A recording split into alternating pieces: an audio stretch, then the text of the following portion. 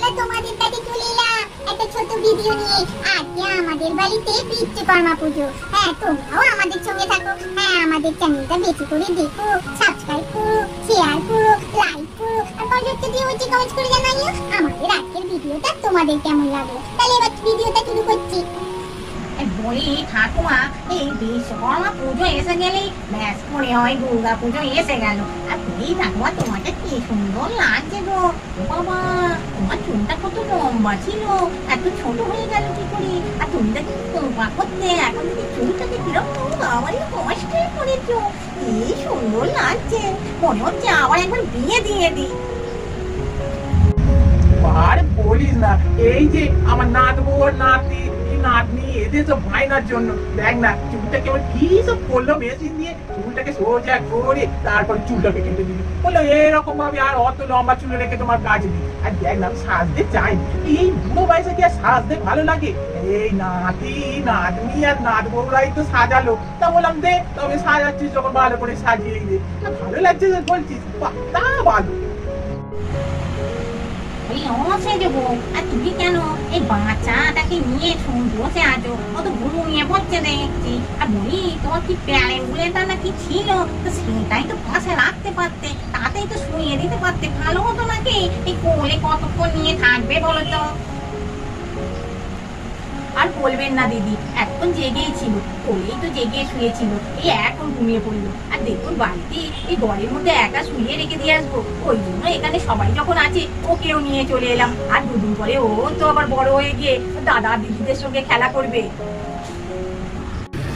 জানিস তো, এই বিশ্বকর্মা পুজো এসে গেল, এখনো আমাদের পুজোর জামা কেনা হয়নি। মাকে কত করে বলছি, চলো চলো একটু মার্কেটিং করে আছি, নতুন নতুন জামা কিনে আনবি। তো আমার বন্ধুদের সবার জামা হয়ে গেছে, মা শুনছেই না, যেতে চাইছেই না। বলছে আগে বাড়িতে বিশ্বকর্মা পুজো কত কাজ, সেইটা মিটুক তারপর যাবো। আবার তো বল দুর্গা পুজো এসে যাবে, তারপর পুজোর কাজ করে যাবে, তখন তো আলোই যাবে না। সেই শুনছে না আমার মাথা। আরে আমার তো 8টা জামা হয়ে গেছে। মাসি, পিসি, মামা, দাদা, কাকা কতরা সব দিয়েছে আমাকে জামা। তবে আজকে আর বছরের জামাটাই পরে এলাম, কেননা তোদের তো সব নতুন জামা হয়নি, ওই জন্যই তো আজকে পুরাতন জামাটাই পরে এলাম। হ্যাঁ রে টেপি, তোর কটা জামা হলো?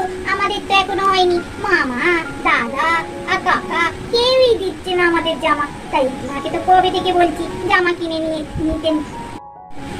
হ্যাঁ রে টেপি, তোর কটা জামা হলো? আমাদের তো এখনো একটাও হয়নি। মামার বাড়ি থেকেও আসেনি, পিসিরাও কেউ দেয়নি, আর বাবা তো নিয়েই যাচ্ছে না, জেঠুও নিয়ে যাচ্ছে না। কবে যে হবে আমাদের জামা তাও বলতে পারছি না। তোর কটা হলো একটু বল।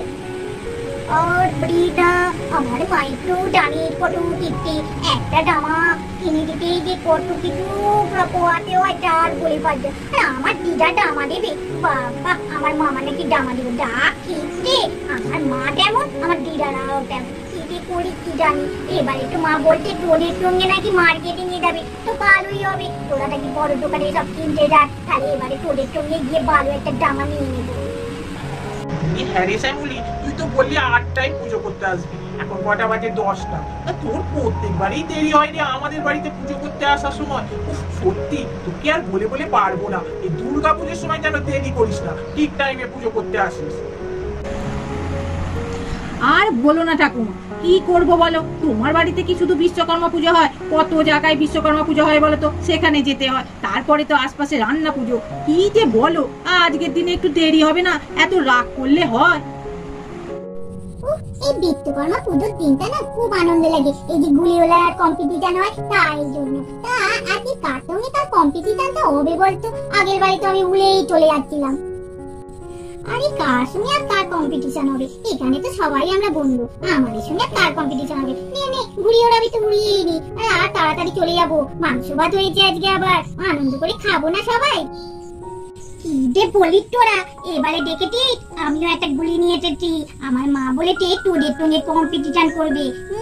প্রত্যেকবারে আমাকে উড়াতে দিক না, এবারে ওই জন্য মা একটা গুলি কিনে দিয়েছে।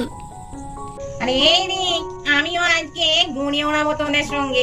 কত ছোটবেলায় গুণি উড়িয়েছি জানিস, সবাইকে কত গুড়ি কেটে দিয়েছি, আর সবার সঙ্গে আমিও চেঁচাতাম বোকাটা। নে শুরু কর।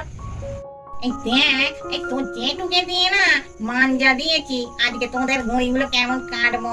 এই ঘুড়ি ওড়াতে আরম্ভ করে দিয়েছি, দেখ কত তোরে উঠছে।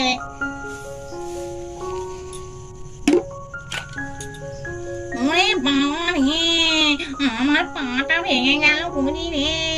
ওরে কি কারণে ঘুড়ি ওড়াতে এলাম রে।